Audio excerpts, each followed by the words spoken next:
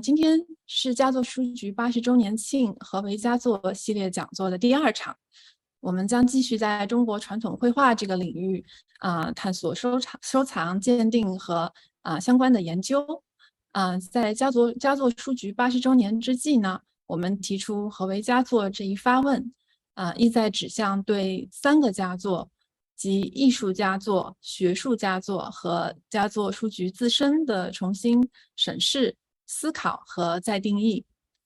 所以我们非常荣幸能邀请到来自世界各地的学者和读者朋友们，与我们一同思考，并在这里呢，共创一个交流的平台，或者说是一个开放的、无墙的文化会客厅，让新老朋友还有不同代际的学者能在这里轻松的相聚、交流和分享，为大家带来鲜活的艺术研究内容和思考。然后我简单给大家说明一下我们今天这场讲座的安排。本场讲座题目为普林斯顿大学明慕理藏中国绘画，主要由3部分构成。首先是姜斐德老师的讲演，然后是姜老师与王宇博士的对谈，最后我们还有一个问答的环节，会与线上的观众朋友们进行互动。好，那么我下面简要介绍一下2位嘉宾，也请2位嘉宾跟大家打个招呼。Hello， 姜老师、王老师，好。OK， 所以我们今天的主讲老师姜斐德博士是中国视觉文化史学者，他目前在美国哥伦比亚大学艺术史系任教，他于普林斯顿大学获得艺术史博士学位，曾作为学生、学者和教师在亚洲生活20余年。1997年至2013年间，他曾在北京故宫博物院工作，还曾在中央美术学院和北京大学2所高校任教。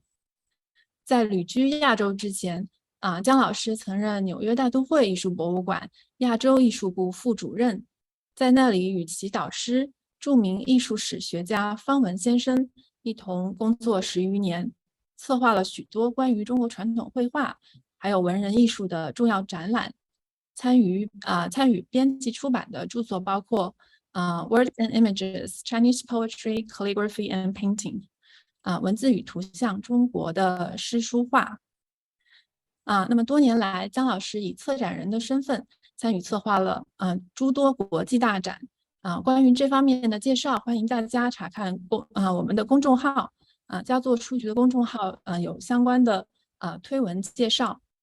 姜老师还出版有专著 Poetry and Painting in Song China, The Subtle Art of Descent。那么这本书的中文译名叫《宋代诗画中的政治隐情》。该书的中文版在2009年由中华书局出版。好，我们今天的语坛嘉宾王宇博士，毕业于中央美术学院，他从事中国古代美术史的研究，现为中央美术学院人文学院助理研究员。王宇博士先后在美术研究、光明日报、美术大观、美术报等刊物上发表学术文章，出版专著有《沈周诗画中的江南》、《明清册页精品》、《裘英运寿评》，曾参与中国地域文化通览江苏卷绘画部分的撰写，参与编写普通高等学校艺术学科新形态重点规划教材、中国美术史教程，主笔明代美术史部分。好，那么我就介绍到这里，也不占用更多的时间了。下面我们就有请姜斐德老师开始我们今天的讲座。Okay, now let's welcome Dr. Murck to begin today's lecture on the DuBois Schanck Morris Chinese paintings at Princeton University. Thank you so much, Diandian. That was a lovely introduction. I'm very pleased to be here and joining you for the 80th anniversary celebration. And thank you all for coming, whether you're in morning hours or evening hours. And hello to my friends in China. I'm so missing Beijing and all of my friends there. So I would like to acknowledge that this lecture is based on an article I wrote for the Princeton University Art Museum record, and Zoe Kwok and Carrie Leo both helped enormously in finding materials. And I tracked down the granddaughters of DuBois Schanck Morris, who also offered lots of information, letters, photographs, and it would not be the same interesting piece of work without their contributions. So thank you to Virginia and Eloise for their contributions. So DuBois Schanck Morris was from a very well-established Presbyterian family in Freehold, New Jersey, where he was born and grew up. And he decided early on, he went to Princeton at age 16 and decided early on that he wanted to be a minister, wanted to make Christianity and the Presbyterian mission his life's work. He alarmed his parents after graduating from theological seminary that he wanted to go to China. He and a classmate, Samuel Cochran, decided that they would go to China, and they happened to get there to Nanjing in 1898, just before the Boxer Rebellion. And that was focused at missionaries and other foreign elements, and became a very serious incident with a number of Catholic missionaries murdered.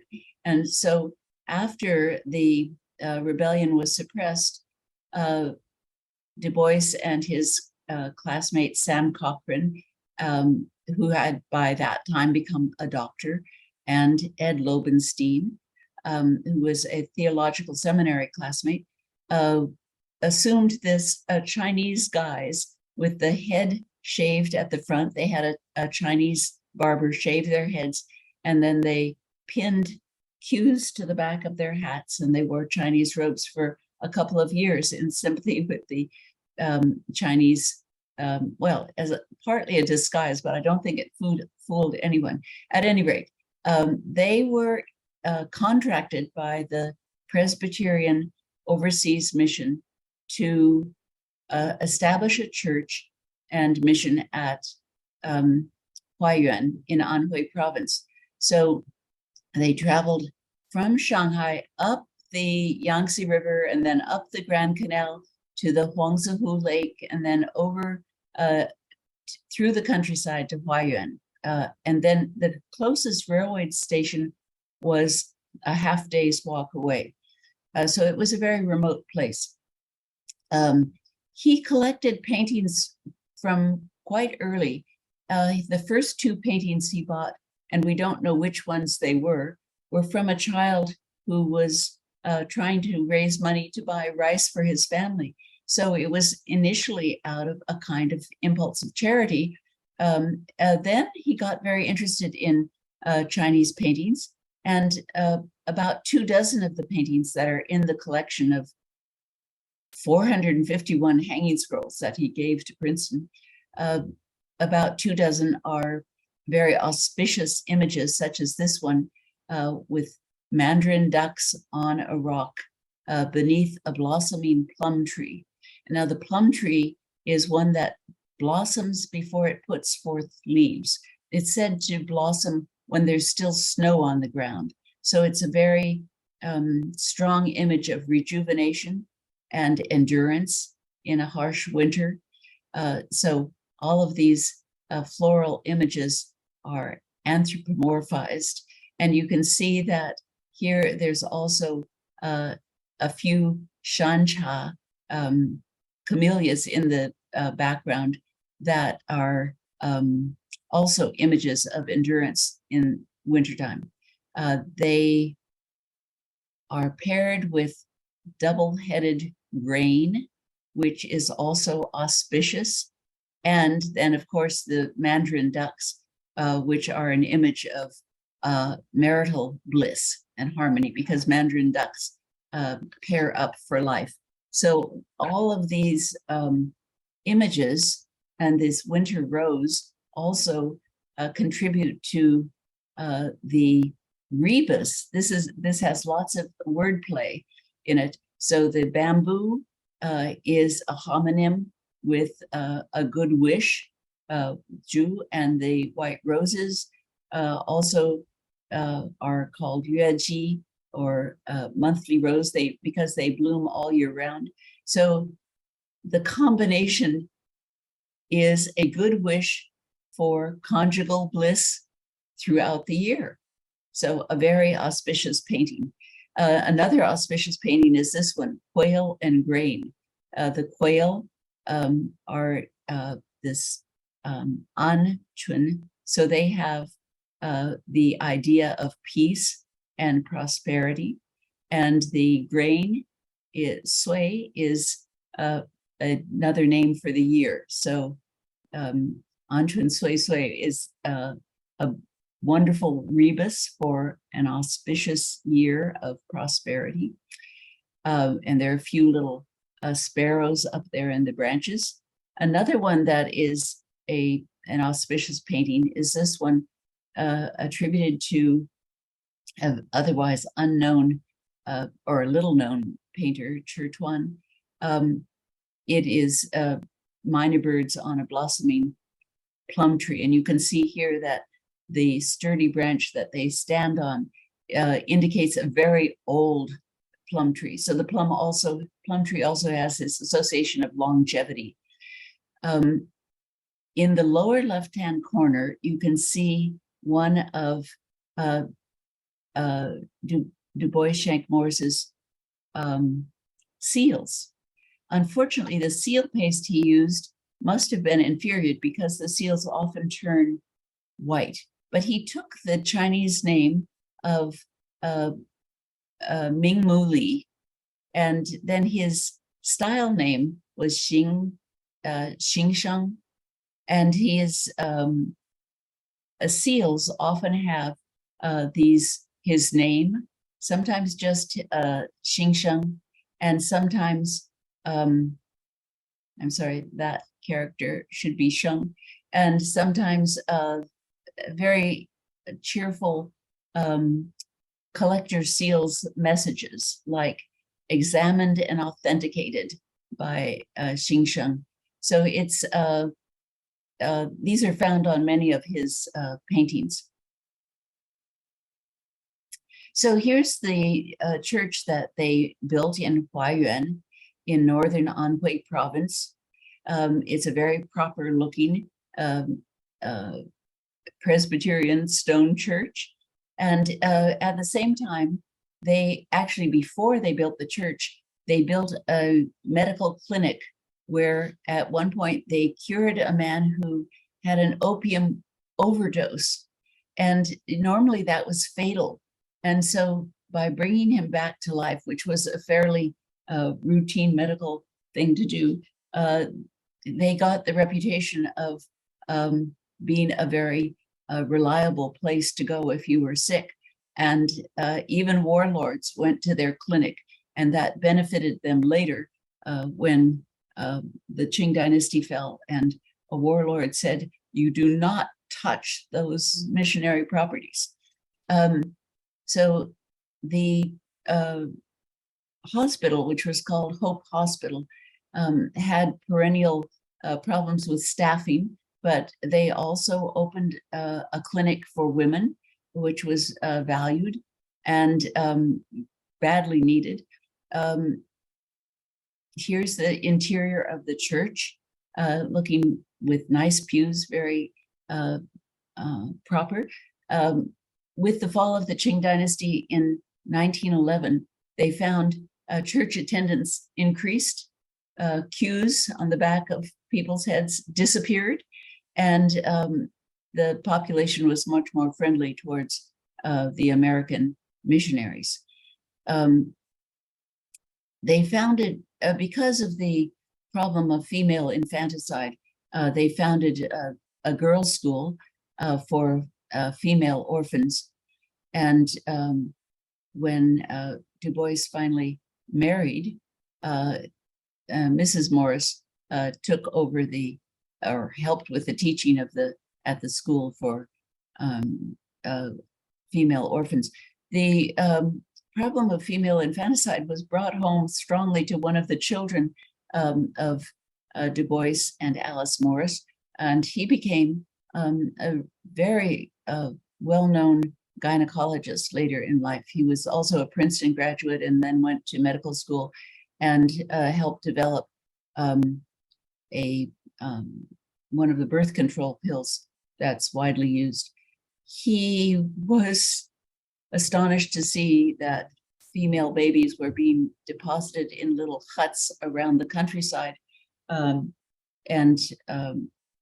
these discarded female babies deeply impressed him, and he majored in biology at Princeton and then went on. And later in life, he returned to China as the Yale China medical advisor for the Xiangyao schools, medical facilities in Hunan, in Changsha.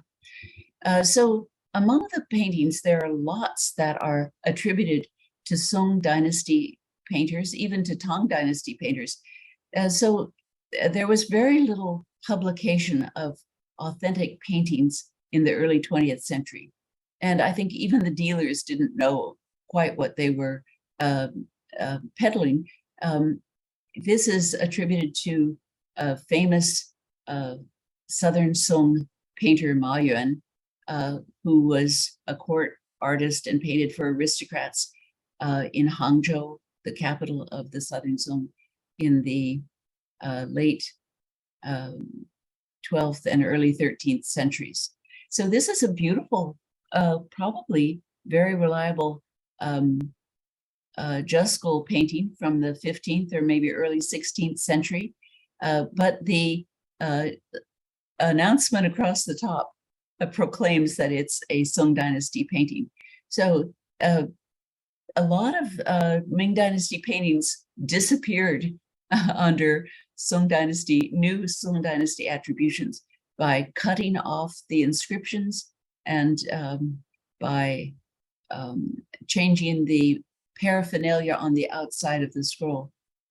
They developed a large collection of Song Dynasty paintings.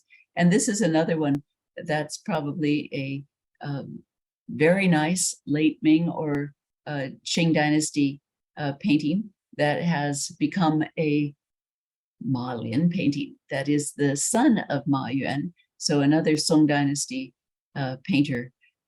It's a lovely painting. Someday someone will figure out who actually painted it. So here's another way that a very nice, probably 17th century painting with a misty landscape based on what was popular with the Orthodox school, Dong Qichang and his followers. It has become a Xian Yu Shu, which is a painting, which is totally impossible. 13th century painters did not paint like this, but it got a Xian Yu Shu scribble on the top. So this is very much worth studying. Now, by chance, Reverend Morris actually collected a beautiful Song Dynasty painting, probably late Northern Song, around 1120. And the painting is called Winter Evening Landscape. I made up this title, Dongtian Wan Hun. At any rate, it's a really beautiful, understated landscape with a figure, some figures crossing here in the middle of the scroll. Very hard to see, very subtly done. And then beautiful piled mountains going back into the distance. Lovely treatment of mist. So this was a very fortuitous acquisition. Curiously, we don't know where he, actually, more recently, another cache of letters was found in an attic box by Virginia, and all of these have been now given to Princeton. So that may have some clues as to where he acquired some of these paintings. So in 1910, Reverend Morris took a year off. This was called a furlough from his mission, and he spent most of the year lecturing around the United States, raising funds for the Huayuan mission. Most of the lecturing was in New England and in Pennsylvania. And at a lecture in Rochester, Alice Ray Buell and some friends, women friends, went to the lecture. This is what women did in the absence of movies and other kinds of entertainment. They attended church functions. And Reverend Morris chatted with her and decided this is the woman he was going to marry. And as he went on his lecture tour, he wrote to Alice every day. And Alice saved every letter. After about 6 months, he up and proposed to her by mail. And she was astonished. And we know that she was astonished because she saved the draft of the letter that she sent to him. He didn't save the letters, but Alice was wonderful in being an archivist in a sense. And she said, "We hardly know each other. You don't know." And he wrote back and said, "It's God's will, and you will marry me." And all summer long, he worked on her attentions, and he visited her, and she finally gave in. And they were married in October. And here was the very proper wedding in October. He looks, the groom looks extremely happy, and she looks happy as well. Her huge bouquet of flowers and her large group of maids of honor. So from that day, they took a couple days for a honeymoon, and then they went off immediately to China, taking the train across the country, and then from San Francisco taking an ocean liner to Shanghai, and then going up the Yangtze River and the Grand Canal, and finally reaching Huayuan. So the trip from the United States to Shanghai was the same amount of time that it took to get from Shanghai to Huayuan. And there, after not long, in Guling on Lushan, she gave birth to twins. And her mother immediately went to help out with the twins. And of course, there was staff at the house to help out with twins as well. And then they subsequently had 2 more children. John here on the right is the one who became a gynecologist and was a very positive force in Planned Parenthood. So the happy family lived there in Huayuan, a huge house that DuBois designed for the family. And he went on collecting paintings. Now, since he wasn't experienced in what he should buy, he relied on the cook. And this is very common in the experience of missionaries. And it was written about in a book about missionaries in Sichuan. Itinerant sellers would bring goods to the back door of the house, and either the house manager, what's called the boy, or the cook would check over the wares and sometimes recommend them for purchase. And when something was sold successfully, then they got a small cut of the the sale price. So it was incentive to increase their income as well. So here we see a painting that's actually quite widely, or it's sometimes published because it's a famous story about the great 4th century calligrapher Wang Yu, who famously wrote, it took sympathy upon a woman who was selling fans and complained that she couldn't sell any of her fans. And so he said, well, let me jot a few lines of poetry on your fan. And she went back to the marketplace and they sold, and very well. And she came back to him to ask for more. And he said, no, I'm sorry, only once. But here we see him penning his poems on a fan. This is attributed to Liang Kai, a 13th century Southern Song master. And it has some of the features of Liang Kai's painting, although it's clearly not by him, because he was a master of figure painting and of beautiful drapery, and often had this kind of X-like element in his paintings.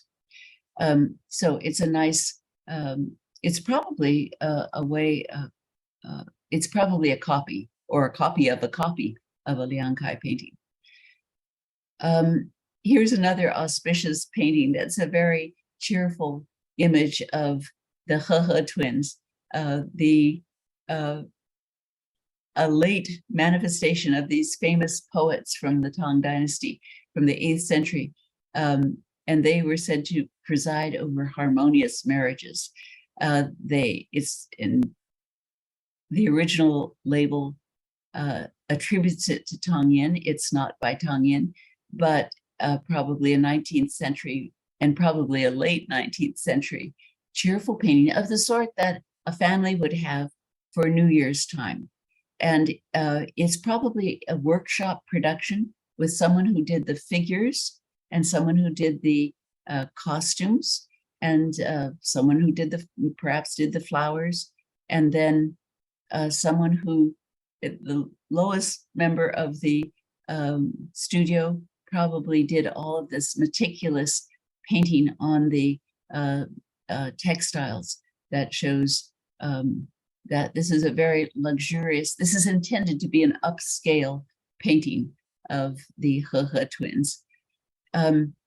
Now, DuBois also has a wonderful collection of these ancestor portraits. And this one may have been a Qing Dynasty copy, but it's a very, very clearly a Ming Dynasty official with his official cap and his huge rank badge with 2 cranes on his chest. And he sits in a chair holding the chair arms with his voluminous robe, which is characteristic of the Ming Dynasty, and also the belt slung very low around his stomach. When portraits, if it was an important ancestor and the portrait grew tattered, because it has to be hung out on the important anniversaries of the death of the ancestor, then a family would have it repainted. So we don't know if it was the original portrait, although it's very accurate in terms of the details of the sitter's face and his mouth that's just about to break into a smile, and even to the meticulous attention to his whiskers, his little beard that, such as it is, that comes down. Anyway, among the portraits, there's also this interesting portrait of a military official of the probably early 20th century. He sits very proper. We know it's Korean from the mat on the floor rather than a rug, and on his rank badge, which is a typical Korean rank badge, and on his belt, which is very high across his chest rather than low across his stomach. And this is typical style of the Che Yongxin workshop. We can see that although it's on paper, it has a lot of features that suggest a very realistic treatment in terms of the sculpting of the face and the highlight on the satin hat, and even the heavy robe that has a sense of velvetiness. So there's the rank badge. That's a typical of Korean rank badges that imitate Chinese, but were very distinctly different. And then he has a toggle here on hanging from his waist that gives the year of his birth and the year that he joined the military and had a high military rank. So it's a very interesting painting and well worth further study. Here's an interesting portrait of a man who is posing as Zhuge Liang. We don't know who painted it, or it's undated, unsigned, but it proclaims across the top that this is Zhuge Liang. But we can see from the portrait itself that this is a very, again, very distinctly a personalized portrait. Now, these portraits have to be very realistic to be efficacious. And so they want to be kind of eternal and not of a just capturing a moment.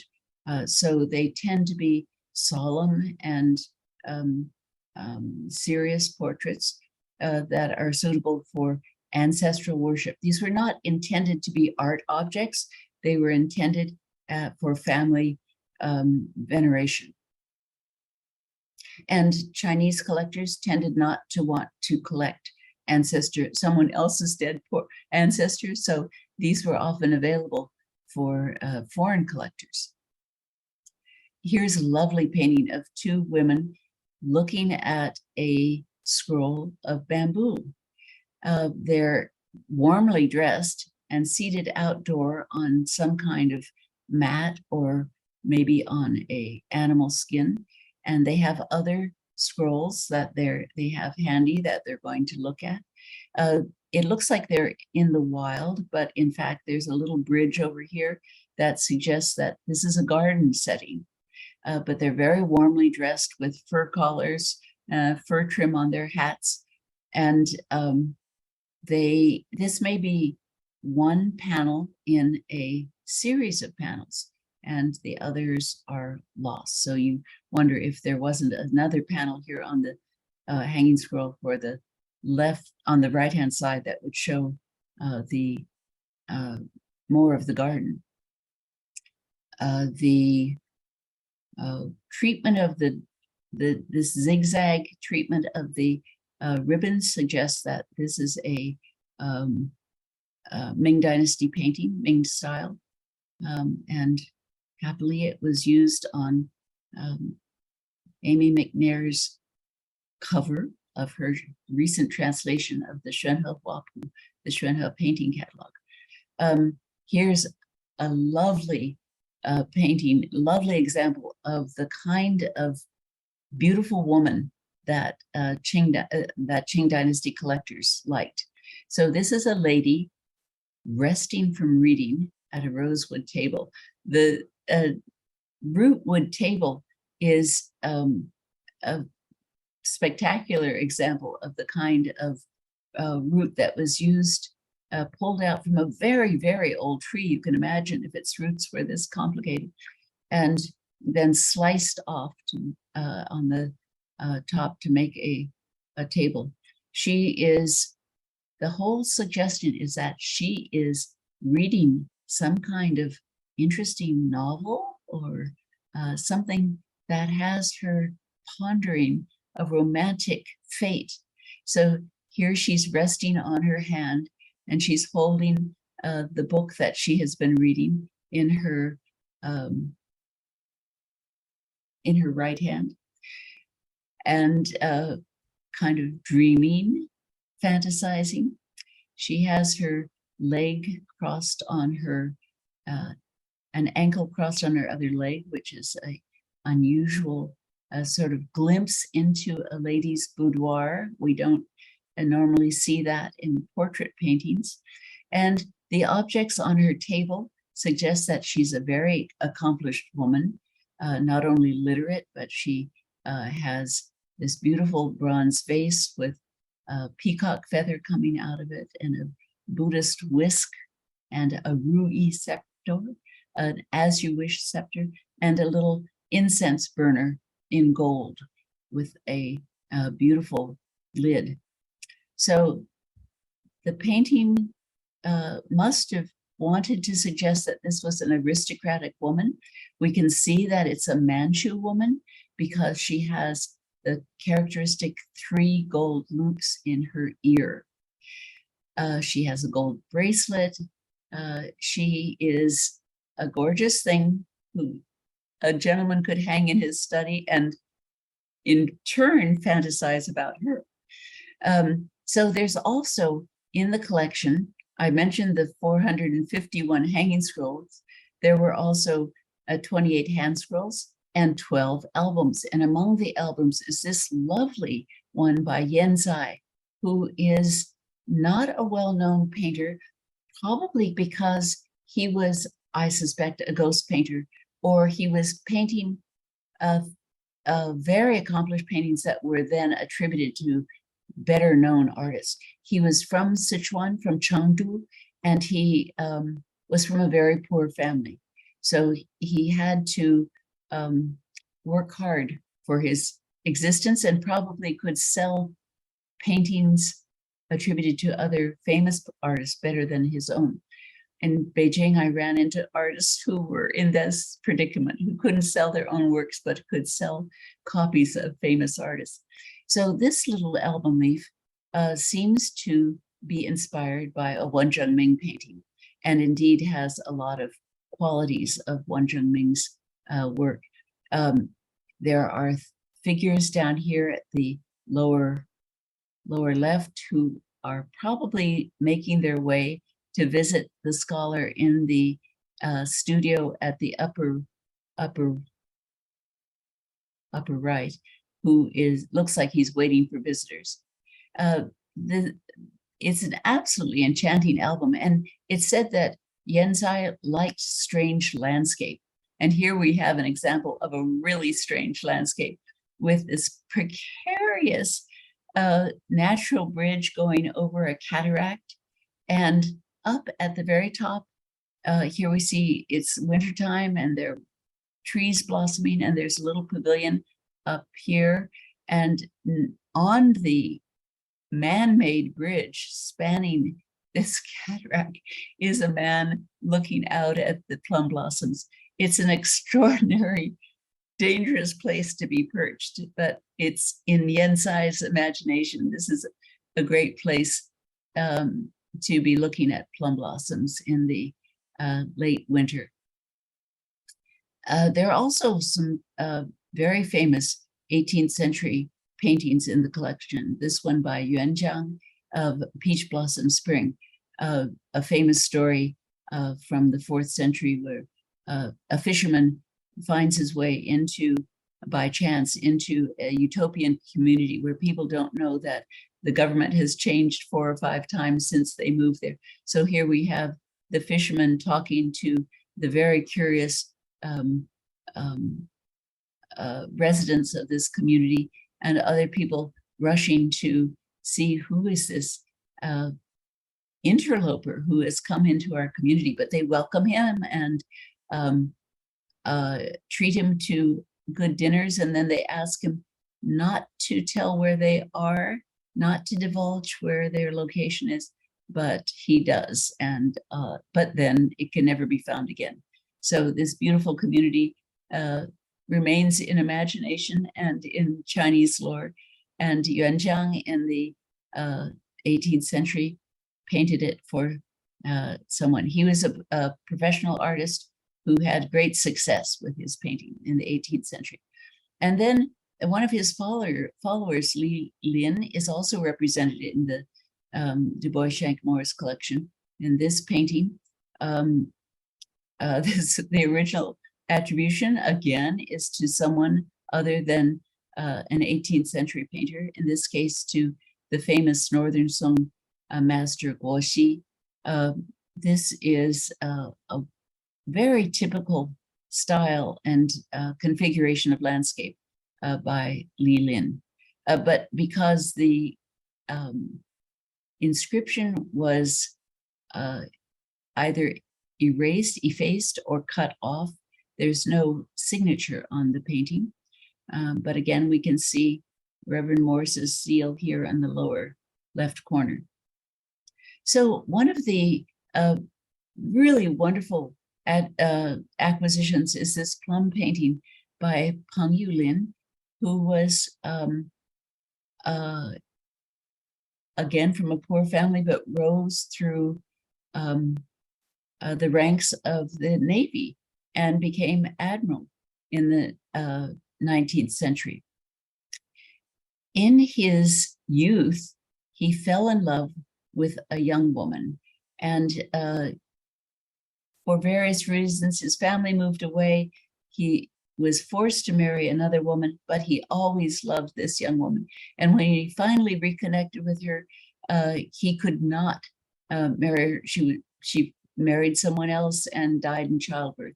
And he, in order to commemorate her, he said that he would paint 10,000 plum trees or 10,000 plum blossoms to remember her. And this is one example. It's very typical of his style, very quirky. The branches twist and turn, and they have these wonderful outlined petals. The popular way to paint plum blossoms, the circled petal technique. And it has lush ink and is definitely a treasure of the Princeton Art Museum.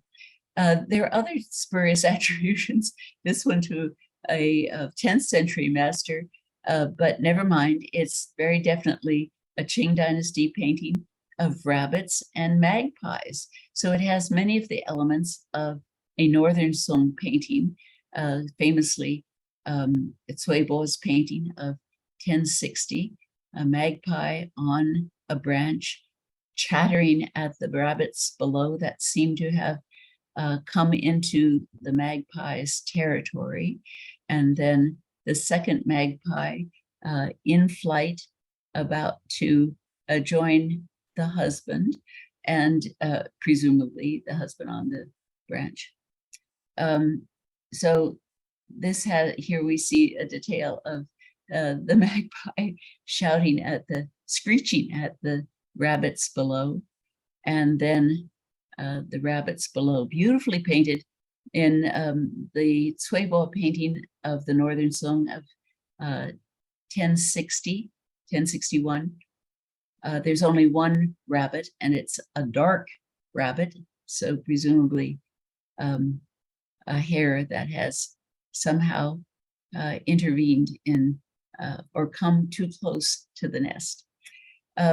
So there are also this extremely quirky and irreverent painting of the three religions. So in China, one didn't have to be exclusively a Buddhist or a Taoist or a Confucian. You could be all three.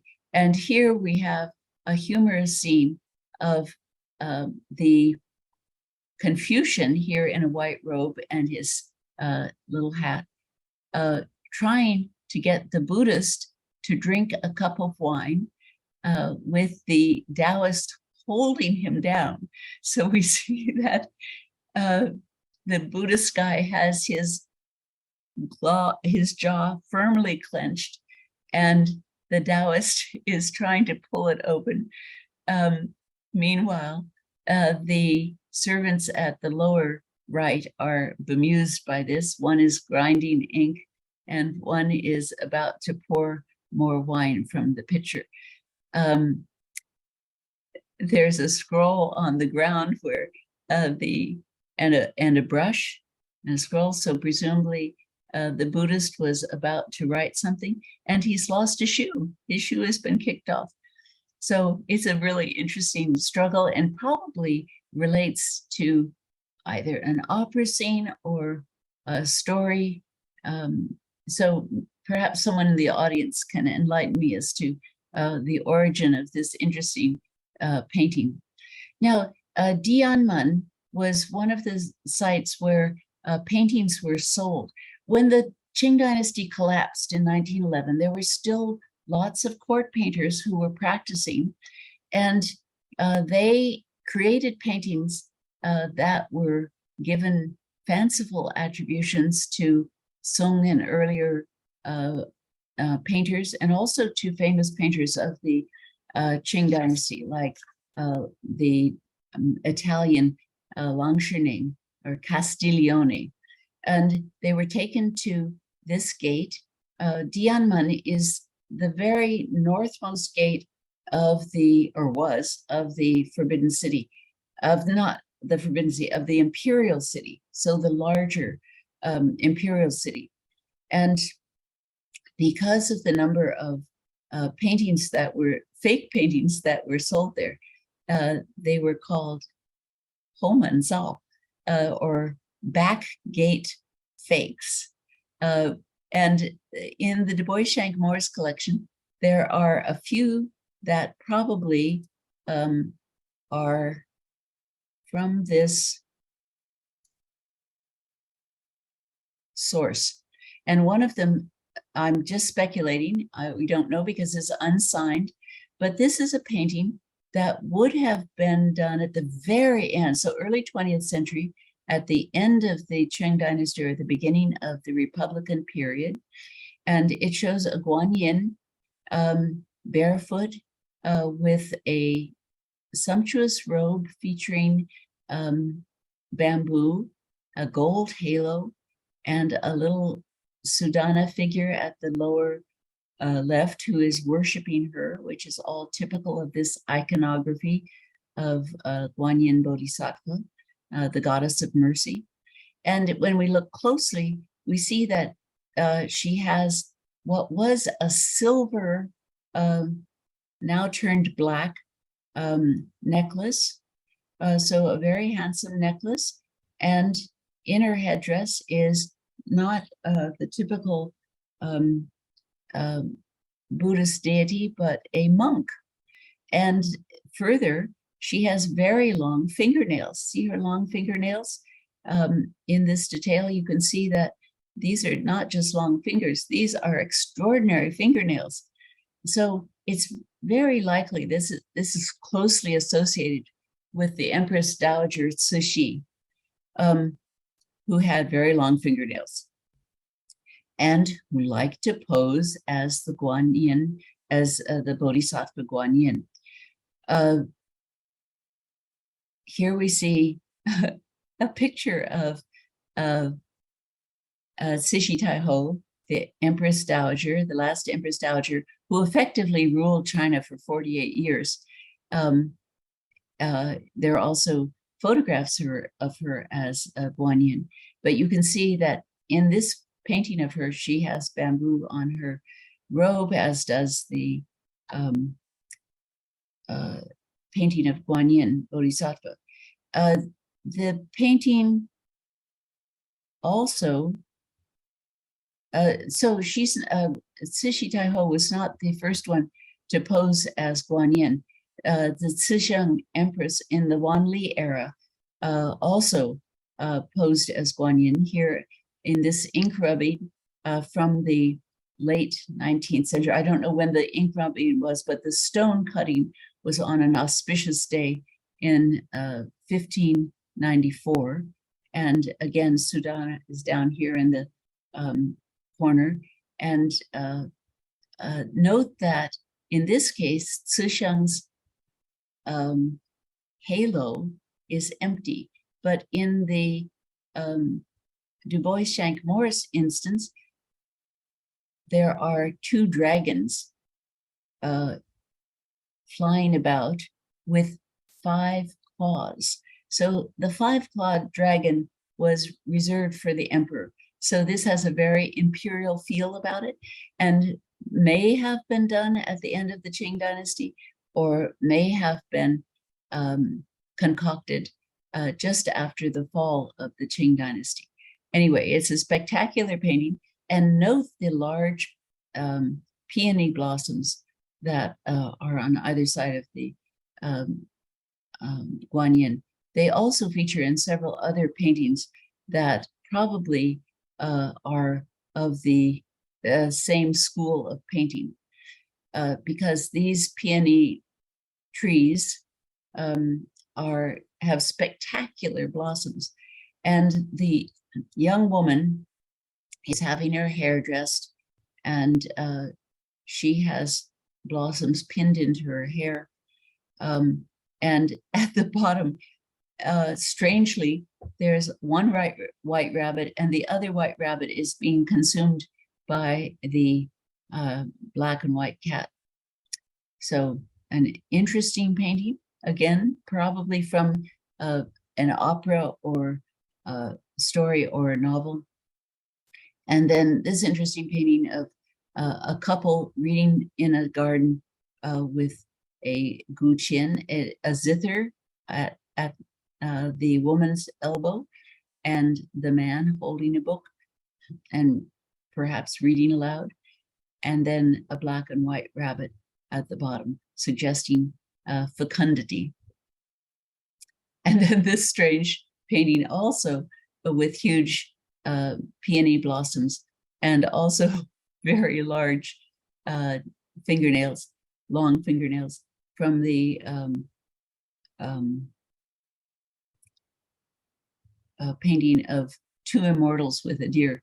So the lady immortals have fungus of longevity and these extraordinary fingernails.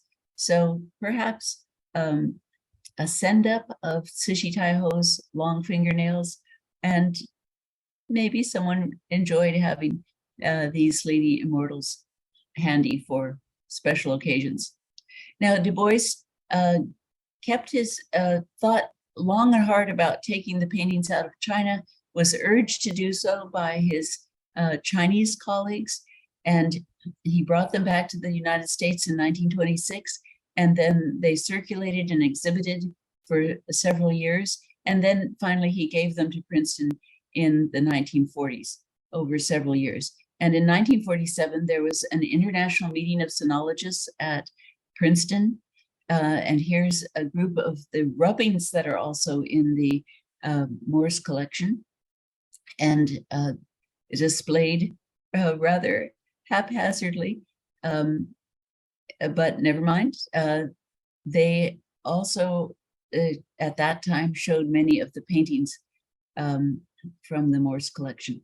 So this 1940s, the paintings were given in 1946 to 1949, and Princeton is all the better for it. It's a really rich, interesting collection with many dubious paintings, but many wonderful examples to study and further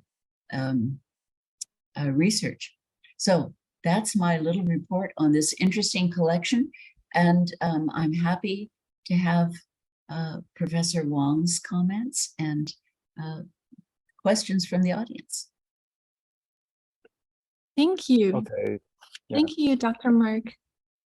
Thank you so much for this wonderful lecture and all the interesting materials and information. Please kindly leave the PowerPoint slides on the screen. We might go back to some of them during the discussion and Q&A section. Okay. 下面我们就有请本场讲座的语坛人王宇博士给我们中文的观众先简要总结一下讲座的内容，然后呢提供他的一些相关的见解和回应。Now let's welcome our discussant Dr. Wang Yu to provide a brief summary in Chinese for our Chinese viewers and then offer his thoughts and questions. 好的，可以听见吗？点点，可以听见吗？可以，没问题。没问题。Okay, dear Professor, and thank you for your excellent speech. And please take a break and allow me to share my opinion about your topic. And first of all, let me say happy birthday to Paragon Bookstore. And it's really a big honor for me to be here. And the lecture really makes me feeling back to your classroom. Yeah, okay, I'm now going to use Chinese. 各位观众朋友，大家晚上好。很高兴今天能有这样的一个机会，然后与大家一起在这里聆听姜老师的讲座。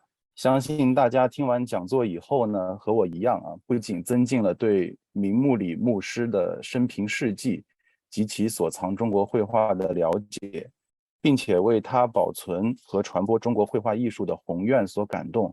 同时呢，我想大家也会被姜老师娓娓道来的优雅的叙述所深深的吸引。我想与100年前的明慕里牧师一样，姜老师曾在本世纪初于中央美术学院、北京大学等高校开设艺术史的课程，众多的学生曾经受益于他的教导。他的蜀余斋也是当年中西方热爱中国艺术史的学者、学生们所经常光顾和交流的地方。姜老师不仅向我们传授西方中国艺术史研究的历史与最新的成果，也教给我们读图和观画的方式与方法。更重要的是呢，我想他对于中国文化学术的这样一种精神与热爱，时刻感染着我们每一位同学。今天的观众中，我想一定有很多姜老师当年指导过的同学，相信大家与我一样也感同身受。姜老师与明慕里牧师在某种程度上，有着一定的相似。他们不仅都是普林斯顿大学的校友，更是同样在中美文化的交流，特别是中国艺术传播的领域扮演着十分重要的角色。那我想这是一个简单的开场白。刚才姜老师所做的讲座呢，我想大概主要可以分为2大部分。那一部分呢是对明慕里牧师生平经历的一个梳理与考证，另一部分呢，则是对他所收藏中国绘画的其中的一些部分作品进行了介绍与考定。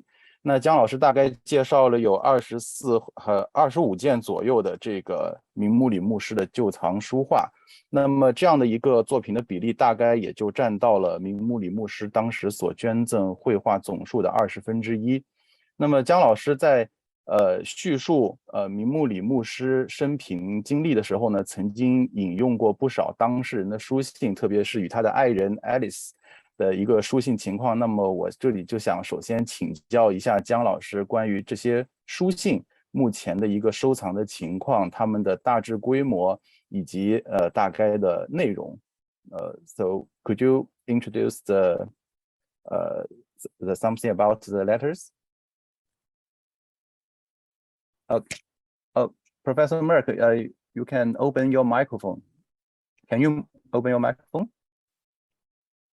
我们稍微等一下，可能 Okay, yeah. Okay.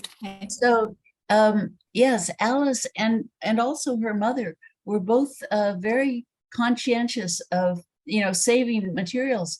I don't think DuBois Schanck Morris ever expected that his proposal to Alice would be in the public realm, but it's all of these letters that initially, excuse me, about 800 letters that Alice saved over the years, because when he was away from her, he wrote to her every day, not only during the first year, but even if he took a trip to Shanghai or to Beijing, he wrote a letter, sometimes 2 letters in one day. Oh, really? So yeah. There was, all the things they were doing, visiting the Ming tombs or going to a garden party and so on. So there's a lot of interesting detail about life in China in the early 20th century. So he also loved to take pictures. So a lot of the pictures are of the family and his children, of course, and the garden that he built around their large house. But there are also pictures of Huaiyuan and of the tomb of Zhu Yuanzhang and Yeah. A lot of different things. So they have all gone, not only the things that Eloise Morris Clark has documented and organized. During the COVID, she took months to organize the letters into chronological order and in folders, and then subsequently gave those to Princeton, and then all the Princeton Library, and then Virginia also discovered a box of materials in her attic, and those have also gone to Princeton. And I haven't had a chance to review those, but I'm told that they have some notations about where objects were purchased. So it's a treasure trove of materials on early 20th century China in Anhui and also collecting. Yeah, OK， 点点，你要不要简单的翻译一下？需要吗？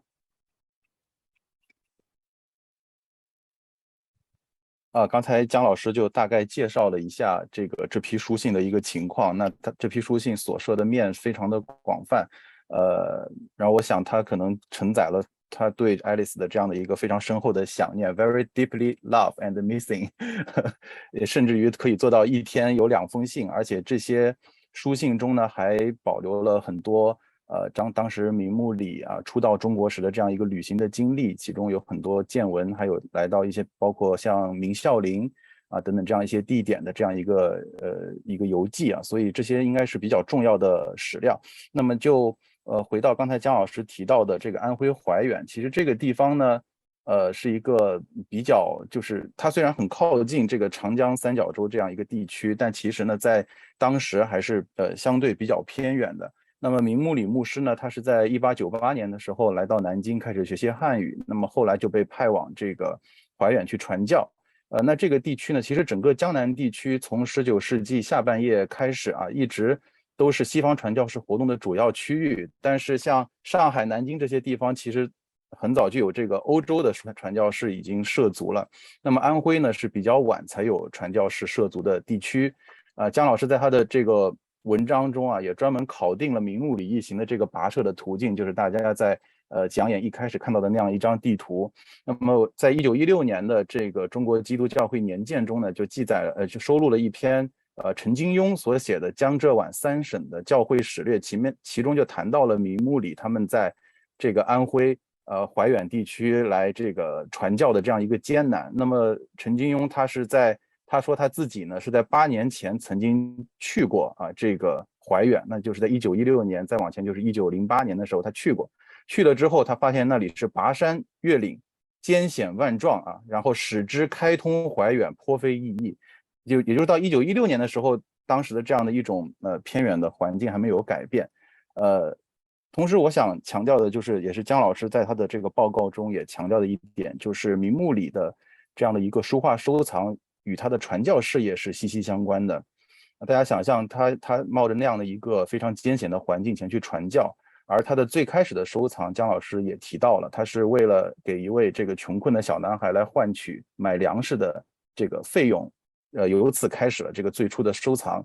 那么这一点呢，就是出于传教的目的来开始书画收藏这样的一个初衷，和当时活跃在江南其他地区的传教士其实是一样的。比如大家非常熟悉的上海传教士所开办的这个土山湾美术工厂，那么也是对中国近代的美术影响非常深远的这样的一个机构。那么它同时是同样是以传教为目的的。那么在这一点上呢，明慕里与同时期以及稍后时间来到中国的西方收藏家们的这样一个初衷，他们并不相同。那么后者往往是出于非常明确的一个收藏中国艺术品的目的而来，比如说像弗里尔那样的人他还有很多的专业顾问来为他长眼。可是相比之下，我们会发现明慕里的很多关于中国绘画的知识往往来自于当时他因为传教事业所能够接触到的当时中国社会最底层的这些民众。那么所以他关于中国绘画收藏的这样一些知识，最初呢正是来自于这些底层的民众和最为普通和一般的书画市场。这是姜老师想强调的一点。那么这些普通民众的经验和他们在这个普通市场中所大量充斥的伪作，至今呢，其实很多都已经消失在历史的这样的一个长河之中了。但是我们至今仍可以通过名目里的收藏，能够通过一个非常整体的面貌来感受到当时的这样的一种历史的痕迹。这种视觉经验与审美趣味的整体保留是非常可贵的，在我看来是犹如一个艺术社会学的一个非常生动的样本。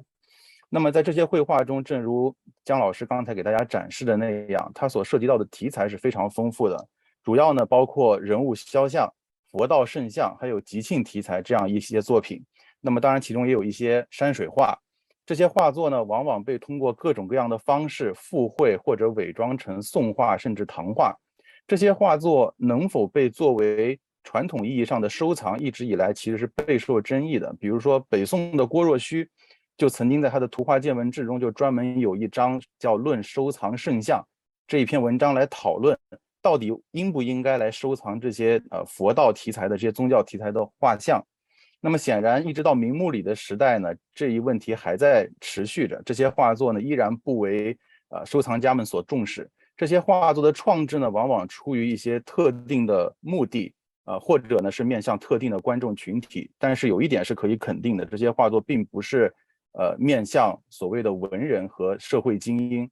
那么19世纪末和20世纪初呢，像康有为啊，还有徐悲鸿等人，他们是受到了西方写实主义绘画的这样一种影响，进而来推崇宋画。那么这里有一个概念，就是像康有为和徐悲鸿这样的人呢，他们往往也是属于文人或者说是精英的阶层。那么他们的这样一种主张究竟会在多大的程度上去影响到像安徽怀远这样一个地区普通民众他们对于宋画的这样一种认知，我想这可能是我们就是未来可以进一步来探讨的一个问题。那么明穆里所收藏的绘画呢，不仅在主题上不被收藏家们所重视，他所面临的真伪问题同样突出。那么姜老师今天用了这个24个个案，24件作品进行了非常详细的分析和这个考定他所提到的这些作品，其中有一些呢今天我们可以非常明确的认定它为后世的伪作，一般往往是明清时期的这样一些伪作，但是姜老师并没有因此来低估他们的价值。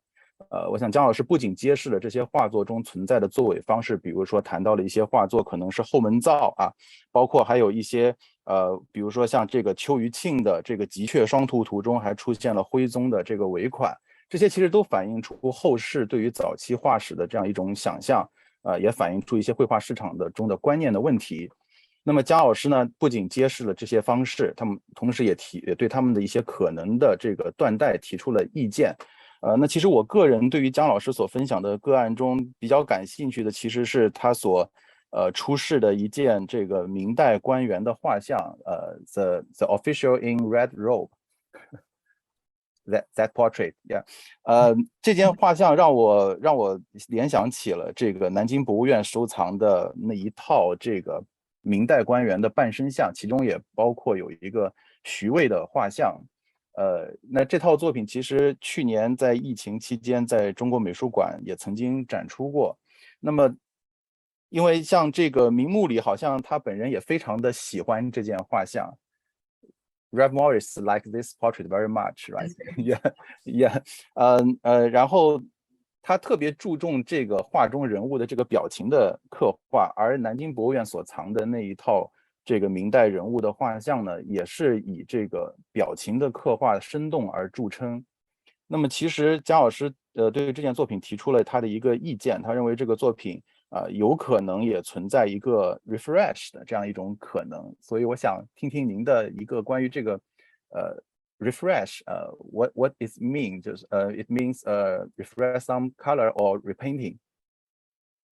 Oh, so in terms of refreshing a painting, excuse me, it can mean completely making a new painting, or it can simply mean repairing and enhancing the color. So different approaches depending on how badly the painting is damaged. But I think in this case, the painting actually comes across as fairly intact. So that's also an argument for it possibly being newly painted. But it's not entirely clear because it has a lot of qualities in it that one can appreciate. So it's not impossible that it's a Ming Dynasty painting that was just put away and not much hung, and so it's in good condition. I should say that for all of these slides, or most of them, I have lightened the paintings so that they are visible on cell phones, on smartphones. So some of them are, of course, much darker with age. And because it was a common perception that old paintings on silk would be darker, they purposefully darkened some of the paintings when they were manipulating the attribution. So some of the paintings that are said to be Song Dynasty, 12th, 13th century, actually were smoked to make them darker. So they are they're just darker than they would have been naturally. Yeah, so dark is a very significant symbol, right? Right. Yeah, OK， 姜老师这就是一个这个后世的一个补绘，或者说是一个重新的一个装裱。那么姜老师不太认同这件作品是一件明代的一个原件啊。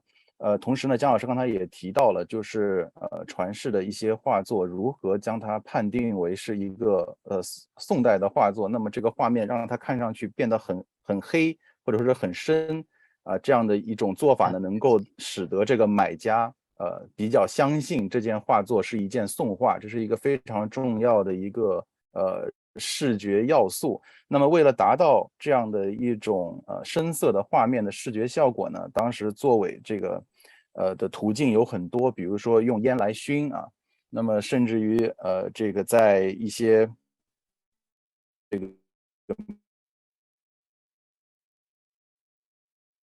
墓里牧师旧藏的画作，那么我个人就是对这个这一件这个官员像比较感兴趣。一会儿我想大家在 Q&A 的环节，可能有其他的观众朋友会根据自己的这个兴趣再来就具体的问作品向姜老师来提问啊。那么我想最后强调的一点是呢，就是明慕里牧师呢，他是一个非常用心的人啊，他始终怀揣着让更多的人能够有机会去了解中国绘画唐奥的这样的一种心愿。那么他不希望这些绘画只是在小圈子里的所谓内行才懂得的艺术，因此呢，出于这样一种考量，他曾经多次将自己的收藏公诸于众啊，甚至于在他离开这个怀远的时候，他曾经在当地对着这个怀远当地的民众办过一次小型的这个画展。那么此后呢，这些画展呢，不仅仅在怀远当地举办过，那么也还多次的在海外展览。非常著名的罗莉教授呢，就是后来依托这个名目里的藏画，撰写了一本中文名叫《中国绘画原理》的书啊，英文名是 Principles of Chinese Painting。那这部书呢，在这2年也已经被这个翻译成中文出版了。就是我手头就准备了一本，就是这个 It's Rollie's book, yeah, Chinese edition。那么罗莉教授在这部书中，他不仅强调了这位名慕里作为一名收藏家的他的这样一种宏愿啊，那么他撰写这部书呢，其实在实际上也是对名慕里牧师这一心愿的一种延续和实践。那么《中国绘画原理》这部具有里程碑意义的著作呢，诞生于1947年。那么这一年呢，正好是普林斯顿大学正在举办自1946年开始举办为期1年的这样的一个建校200周年的校庆活动。那么罗莉教授呢，在1947年主持了远东文化与社会的这样一个主题的研讨会。那么在会议期间呢，不仅展示了有50件的名目里藏画，就是刚才姜老师给大家在最后展示的这个现场的这个照片，那么同时呢，也接受了名目里的这个藏画作为普林斯顿大学博物馆的重要的收藏。那么其实在这以前呢，这些画作就已经被存放在普大了作为学生们来研习中国艺术史重要的实物参考资料。由此也可以看到名目里牧师他的这样的一种将收藏公诸于众的这样的一种宏愿。名目里的藏画呢，对于中国特别是中国的艺术史学科，其实影响是非常深远的。那么在1947年见证这一捐赠的国人中，就包括大家非常熟悉的梁思成和陈梦家教授。他们有感于近20年来中国艺术之地位日益增高，欧美各大博物院多有远东部之设立，以搜集展览中国古物为主，各大学则有专任教授讲述中国艺术。反观国内大学尚无一专系，就是专门的这个院系来担任此重要工作者。那么回国以后呢，就由陈梦家先生执笔然后与梁思成和邓以哲先生一同上书清华校长梅贻琦先生，提出在清华大学来设立艺术史研究室的这样一种请求。那么这个请求在当年12月即被照准，但是最后呢，并未完全实现。那么其实很可能也是受到名目里这个捐赠这样一种影响。后来陈梦家先生呢，就广泛的动员藏家为筹备清华的这个文物馆陈列室来捐赠艺术品，其中非常有名的卢芹斋就是捐赠者之一那么不过呢，因此与这个中国美术史结缘的当时的一个中青年的教授这个王迅中青年的学者王迅先生呢，就由此开始在清华文物馆来主持工作，并在清华开设了中国美术史的课程。后来王迅先生来到了中央美术学院，参与创办了第一个美术史系，也就是今天我们人文学院的前身。那么而在这个本世纪初，姜老师也来到人文学院来给我们授课。那我想这是一种历史的这样的一种因缘际会吧，也是这个名目里先生所留下的这一笔丰厚的收藏的这样作为遗产的一种意义和价值。那我想做分享和提问的大概就到这里。I'm okay. Thank you, Wang Yu. Thank you, Professor. Yeah. 谢谢王博士的回应和分享。我们直播间里是收到了非常多的点赞和好评感谢两位老师那么下面是我们的问答环节我们会在视频号还有 B 站直播间和我们现在的这个会议室里分别选择问题向我们的嘉宾老师提出。Now we come to our Q&A section. We will select questions from WeChat broadcast and Bilibili and also our meeting room. First, I see we have a question in our meeting room. So it asks, what is the spectrum from a respectful replica, such as a sewn copy of Tang painting, to a commercial fake, such as I guess 地安门后门照就是我给我们这个直播间里的中文听众就是翻译一下，就是这个问题是请问这个从一件 replica 是应该是仿作吧，一个复制品复制品到一件就是完全商业化的一个伪作，就是比如说后门造，这个他们之间的这个这个差异，可能我想他说的是质量上的差异 in terms of quality。然后您Dr. Murck， 您觉得有多大？ So there are, of course, huge differences in the quality of replicas. Some are incredibly good and very close to the original and aim to be as close as possible a duplicate, so that someone who has a painting and they just want it a new copy to preserve the quality, the brushwork, the look, the composition. So that kind of copy tends to be very close to the original. And the Homenzao, the paintings produced for the market, tend to be much more colorful and combine elements that the painter or the workshop, because these are often done by workshops, not just by a single painter, think will appeal to the market. So even from earlier times, we know that this was done in the 18th century with Jinnong and Lorping and their circle of painters. So remember, it's not just a matter of painting, it's also mounting it into a hanging scroll with appropriate silks. So you need a mounter to be in your team and someone to cut the early seals if you want Song Dynasty seals, and someone to do an inscription. So it's a team effort, a workshop effort, and the early 20th century fakes aim for a market of not very sophisticated buyers who want colorful, auspicious paintings.好 ，Thank you。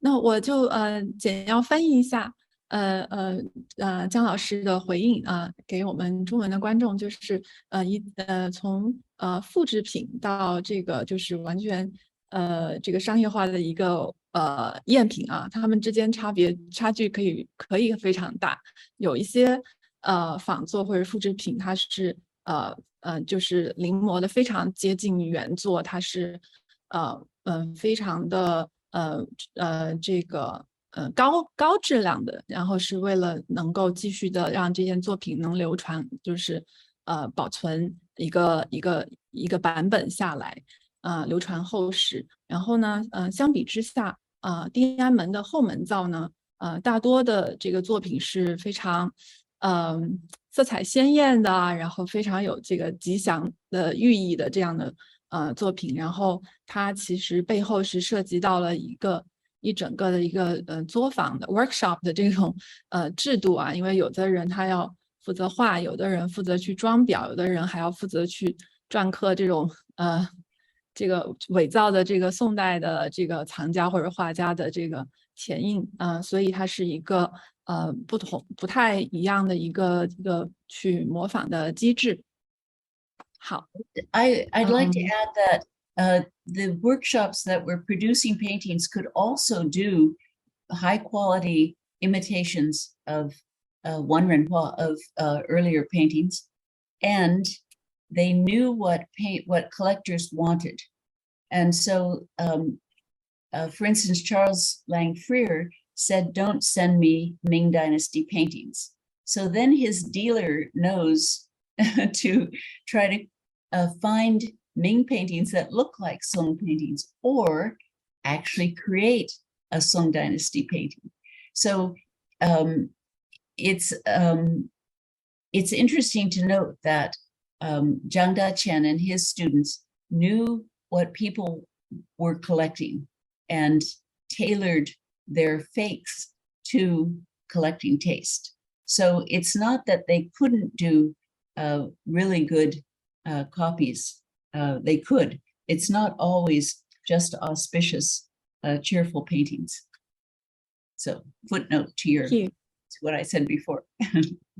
OK， 好，我再简要翻译一下，就是姜老师刚才又补充了一下，就是关于后门造的这个画作，他们不只是说只能做比较这个通俗一点的，然后比较艳的这样的画作，他们也可以这个仿造文人画，然后可能是宋元的古画，然后他们这种制作的这个动机吧，主要是迎合这个藏家的这个收藏趣味，因为就像姜老师举的例子，就是美国的大藏家弗里尔，他就跟他的画商说不要不要给我明代的画，我要宋代或者更早的，所以就是那么这些去伪造的人，比如后门造，他们就会去生产就是更接近于宋画的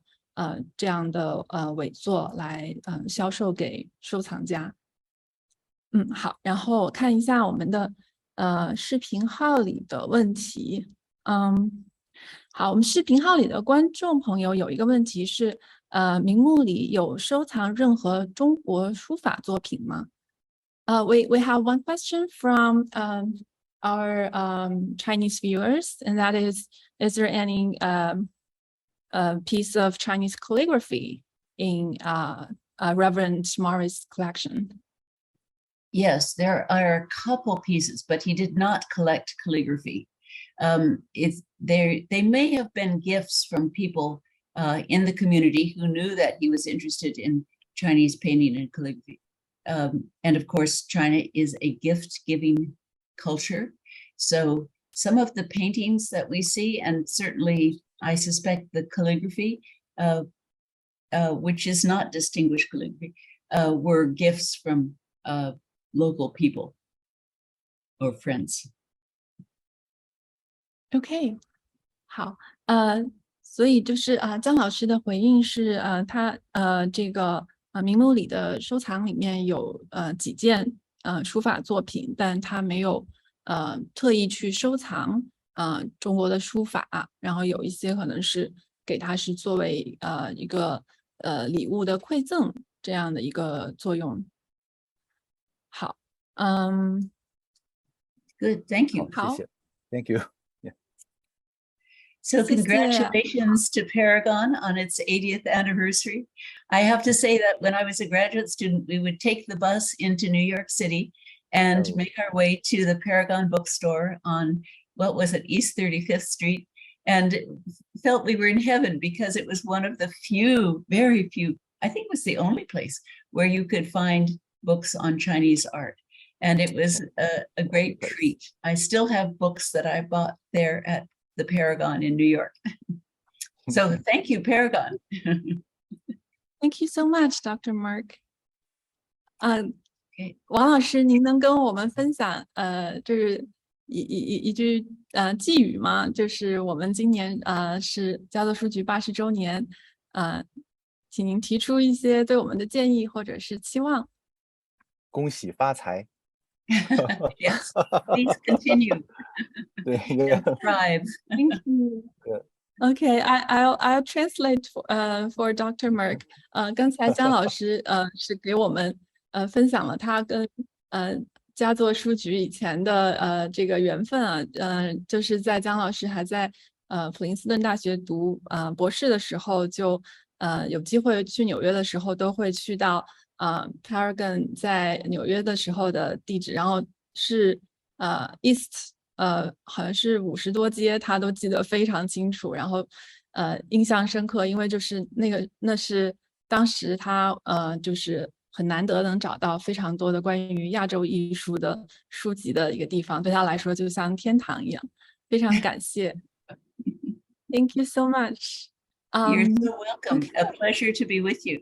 Thank you. Thank you so much. We learned a lot. 谢谢王老师，我们受益匪浅。谢谢佳作书局。好，好，那么我们佳作书局80周年庆何为佳作系列讲座的第2场由姜斐德老师讲普林斯顿大学明目理藏中国画就到这里了，感谢您的收看。接下来我们的第3讲将是由加州大学洛杉矶分校的考古与艺术史学者罗泰教授为大家带来关于战国时期铜镜的几点思考。在这里也提醒大家注意我们的时间安排，因为各位嘉宾老师的时间安排有差异呢，我们的讲座顺序不是一个内容板块讲完了再进入下一个，而是有所交织和重叠的。所以呢，请大家持续关注佳作书局的公众号，我们会提前发送相关的这个讲座介绍，也欢迎在我们的直播间提前预约。